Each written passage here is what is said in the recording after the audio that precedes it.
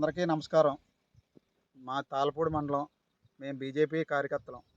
గత కొంతకాలంగా మట్టి మాఫియా కాలువ మట్టి అవ్వచ్చు, చింతలపూడి కాలువ మట్టి అవ్వచ్చు, రోడ్డు పక్కన ఇలా కొండలు కనపడ్డ కొండలల్లో తవ్వుకుని రాత్రి పగలని తేడా లేకుండా వెళ్ళిపోతున్నారు. ఈ మట్టి లేఅవుట్లో పూడ్చి అధిక లాభాలు పొంది జనాలు మాకేంట్లే అధికారులను కూడా లెక్క చేయకుండా అధికారుల దృష్టిలో పెట్టాం. ఇది గతంలో కంప్లైంట్ ఇచ్చాం పీజీఆర్ఎస్లో. దీనికి ఏ న్యాయం జరగలేదు. పీజీఆర్ఎస్ కంప్లైంట్ అంటున్నారు కానీ దీనికి మట్టుకు ఏ న్యాయం జరుగుతలేదు.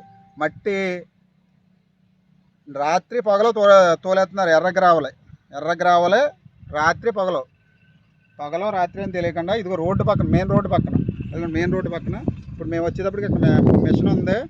ఇలా ఏదో పని మీద వెళ్తున్నాం. ఈలోగా మిషన్ ఉంది. మిషన్ మమ్మల్ని చూసి మిషన్ స్టార్ట్ చేసుకుని వెళ్ళిపోయారు.